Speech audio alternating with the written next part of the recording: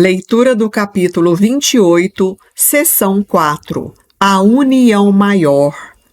Aceitar a expiação para ti mesmo significa não dar apoio ao sonho de doença e morte de ninguém.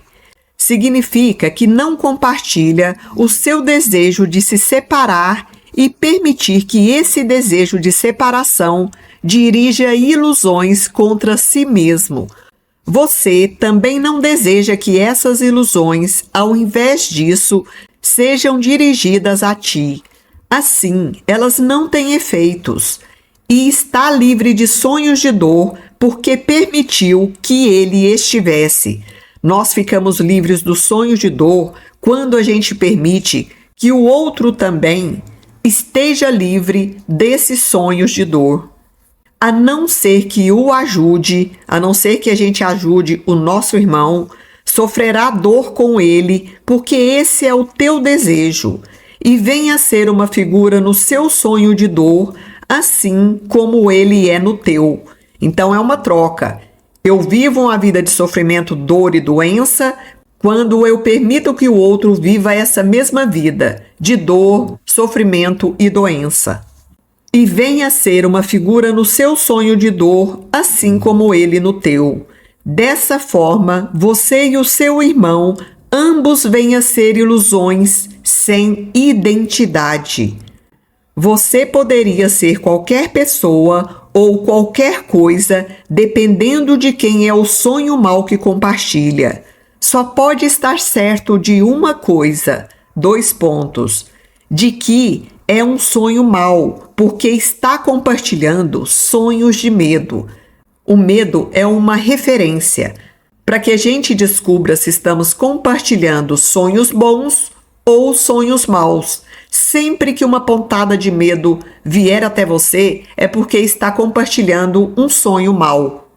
Existe um caminho para encontrar a certeza exatamente aqui e agora, trazendo novamente a nossa consciência para esse estado de presença. Recusa-te a ser parte de quaisquer sonhos de medo, seja qual for a forma que tomem, pois neles perderá a sua identidade. Mas você se acha por não aceitar os sonhos de medo como a tua casa, capaz de produzir efeitos em ti. Você está a parte deles, mas não a parte daquele que os sonhas. Nós estamos separados dos sonhos de medo, mas não estamos separados do sonhador que está sonhando esse sonho de medo. Isso tudo na nossa mente. Assim, separa o sonhador do sonho e se une a um, mas deixa que o outro sonho se vá. Tal qual na nossa vida, a gente acredita que tudo o que acontece externamente não tem nada a ver com a gente. Então o sonho, entre aspas, é essa realidade, esse mundo exterior que a gente vê fora da gente, mas que a gente pensa que não tem nada a ver com a gente. Então aqui estamos separando o sonhador do sonho.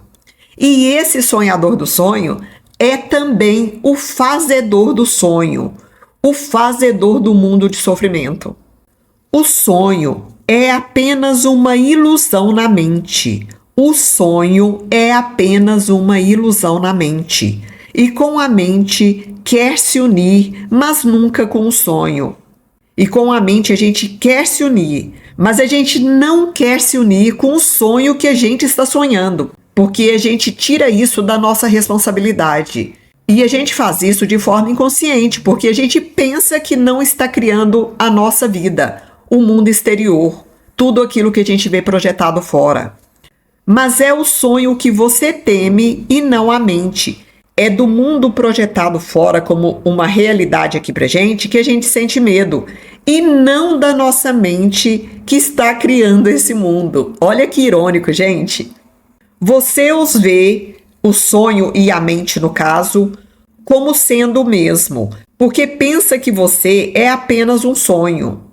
E o que é real e o que em si mesmo é apenas uma ilusão, você não sabe e nem é capaz de distinguir entre um e outro.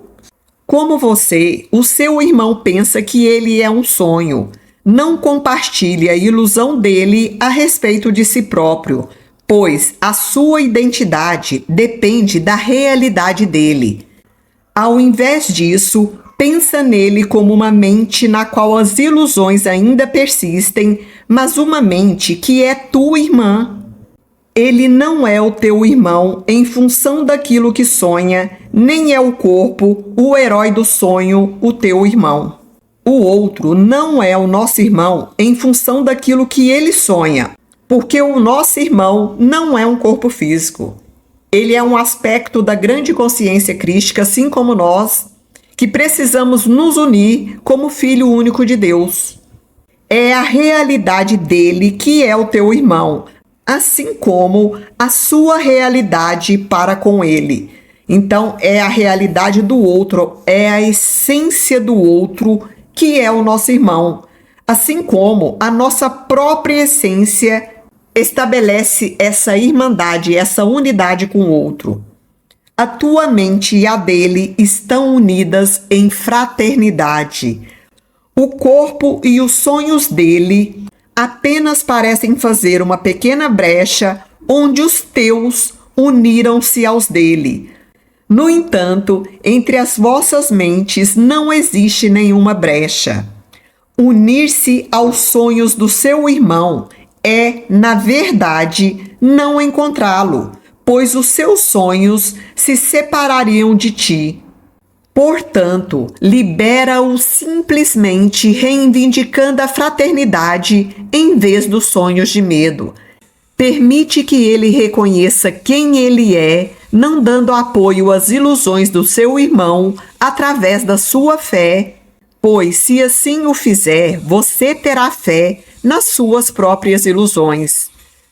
Com fé nas tuas ilusões, o outro não será liberado e você é mantido em cativeiro, preso aos sonhos dele.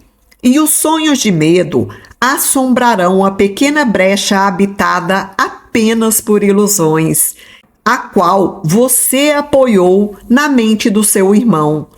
Mas esteja certo de que se você fez a sua parte, ele fará a dele, pois ele se unirá a ti onde você está. Não chame por ele para que ele venha se encontrar contigo na brecha que existe entre vocês, ou terá que acreditar que a brecha é a sua realidade, bem como a realidade dele. Você não pode fazer a parte do teu irmão, mas é isso que faz quando você se torna uma figura passiva nos sonhos dele, em vez de ser o sonhador do seu próprio sonho. A identidade nos sonhos não tem significado, porque o sonhador e o sonho são um só. Quem compartilha um sonho tem que ser o sonho que compartilha, porque pelo compartilhar se produz uma causa. Olha só, então quem está compartilhando o sonho é também aquele que se tornou o próprio sonho que ele está compartilhando. Assim, você compartilha a confusão e é confuso, pois nessa brecha não existe nenhum ser estável. O que é o mesmo parece ser diferente, porque o que é o mesmo parece ser distinto. Quando estamos nessa brecha ilusória do mundo da forma, o que é o mesmo parece ser distinto, porque a gente está vendo os corpos separados, como sendo todos nós diferentes uns dos outros. Os sonhos deles são os teus, porque você permite que sejam, mas se remover os seus sonhos, ele ficará livre deles e dos próprios sonhos também. Quando a gente remove o sonho da nossa mente, o outro fica livre para remover os próprios sonhos de ilusão que ele também criou na mente dele. Os teus sonhos são testemunhas dos sonhos dele e os dele atestam a verdade dos seus sonhos. Entretanto, se você vê que não existe verdade nos seus sonhos, os dele desaparecerão e ele compreenderá o que deu origem ao sonho. O Espírito Santo está nas mentes de ambos. E ele é um, porque não existe nenhuma brecha que separe a sua unicidade de si própria. A brecha entre os vossos corpos não importa, pois o que é unido no Espírito Santo é sempre uno. Ninguém é doente se alguém aceita a própria união com ele. O seu desejo de ser uma mente doente separada não pode continuar sem uma testemunha ou uma causa, e ambas se vão se alguém quer ser unido a ele. Ele tem sonhos nos quais você estava separado do teu irmão, o qual, ao não compartilhar o seu sonho, deixou vago o espaço entre eles. E o Pai vem para se unir a seu Filho, a quem o Espírito Santo se uniu. A função do Espírito Santo é tomar o retrato quebrado do Filho de Deus e colocar as partes no lugar outra vez. Esse retrato santo, inteiramente curado, ele estende a cada pedaço separado que pensa ser um retrato em si mesmo. A cada um deles, o Espírito Santo oferece a identidade que lhe é devida, aquela que o retrato total representa, ao invés de apenas uma pequena parte quebrada que ele insistia ser ele próprio.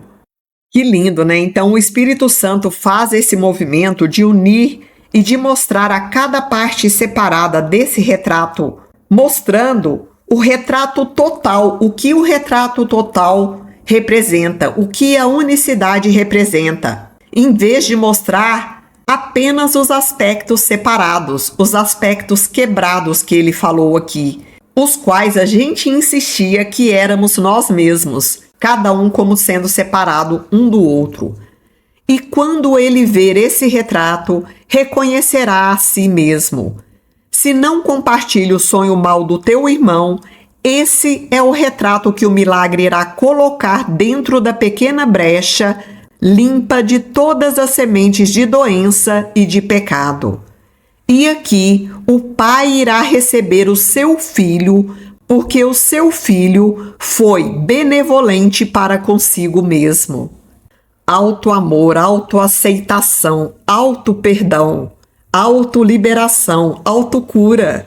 Todo esse trabalho é individual, porém orquestrado pela ajuda do Espírito Santo. Por isso que ele trouxe que o seu filho foi benevolente para consigo mesmo. Graças te dou, meu Pai, sabendo que virás para fechar cada pequena brecha que existe entre os pedaços quebrados do teu Filho Santo. Que lindo, né, gente? A tua santidade, e essas duas palavras estão com letras maiúsculas, a santidade do próprio Deus, completa e perfeita, está em cada um deles. E eles estão unidos, porque o que está em um está em todos. Como é santo o menor dos grãos de areia, quando ele é reconhecido como parte do retrato completo do Filho de Deus. As formas que os pedaços quebrados parecem tomar, nada significam. Os pedaços quebrados aqui são todos aqueles que ainda se veem separados. O todo está em cada um, e cada aspecto do Filho de Deus é exatamente o mesmo que qualquer outra parte. Não se una aos sonhos do seu irmão, mas une-se a ele. E onde se une ao seu Filho, lá está o Pai. Onde o Filho de Deus se une, lá também está o próprio Deus. Quem busca substitutos quando percebe que nada perdeu? E quem iria querer os benefícios da doença quando recebeu a felicidade simples da sua saúde? O que Deus deu não pode ser perda, e o que não pertence a Ele não tem efeitos. O que então iria você perceber dentro dessa brecha? O que a gente iria perceber dentro da brecha da separação se nada do que está lá tem efeito? Se tudo é um sonho. As sementes da doença vêm da crença em que existe alegria na separação e que desistir da separação seria um sacrifício. Mas quando não insiste em ver na brecha o que não está lá, os milagres acontecem. Os milagres são o resultado natural desse reconhecimento de que não existe nada que nos separa. A sua disponibilidade para deixar que as ilusões desapareçam é tudo o que o Espírito Santo, que é aquele que cura o Filho de Deus, precisa. O Espírito Santo só precisa da nossa abertura, da nossa disponibilidade para deixar que todas as ilusões sejam desfeitas. E ele colocará o milagre da cura onde estavam antes as sementes da doença. E não haverá nenhuma perda, somente ganho. Então, a gente não perde nada por fazer isso. Mas a gente precisa acreditar nessa possibilidade para experienciar os efeitos desse novo cenário que a gente quer ver manifestado na nossa própria vida. Fim da leitura do livro-texto.